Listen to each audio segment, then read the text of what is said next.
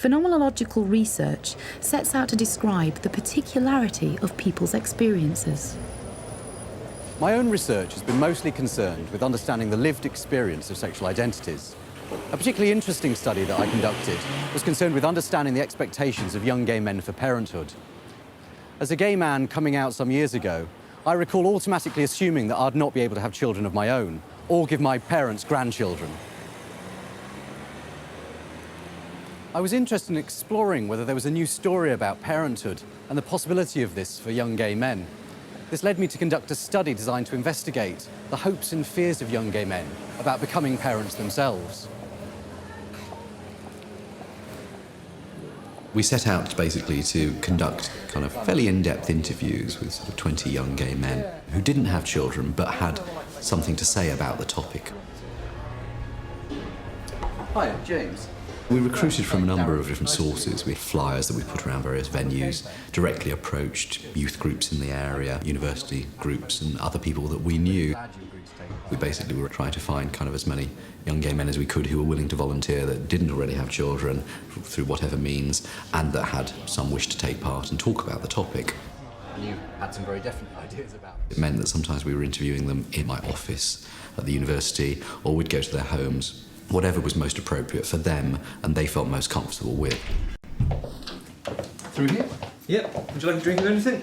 Yeah, a cup of tea would be great, thanks. No problem. I wonder if we could begin by just talking a little bit about your expectations for parenthood.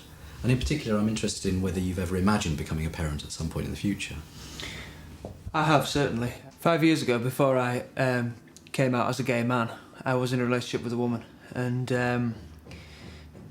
I got her pregnant. I realised, I think, at that point that I wasn't in the relationship I wanted to be in, to actually bring the child up. It was a mutual decision, but we decided to get rid of the baby in the end, and it was the right decision. I don't think we could have supported it as I would have wanted to, and I think she had the same opinion as me, really. I would like children in the future, but obviously now, being a gay man, it would be with a different partner, and it would definitely be, I think, in a relationship that I would want to have that child. What we heard from these people were a variety of themes around the way in which having a child was a way of connecting them in with their own families, their own biological families in particular, a way of continuing the generation, the family name, through providing parents with grandchildren, linking themselves into the family structure in a way that often heterosexual siblings did. And have you thought about the implications of your decision for the child themselves? My generation's a lot more accepting of gay marriage, gay people having babies, and I would hope that in the future, perhaps 10 years down the line, that it's developed even more, so that it's become less of an issue. And I wonder if you thought about how your friends or family might respond to you and this decision. I think my friends would be very accepting.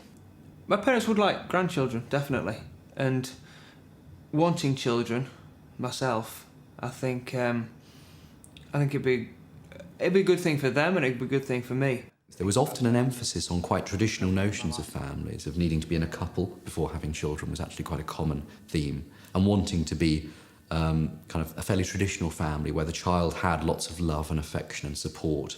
And these things were kind of clearly identified as common themes for the men involved.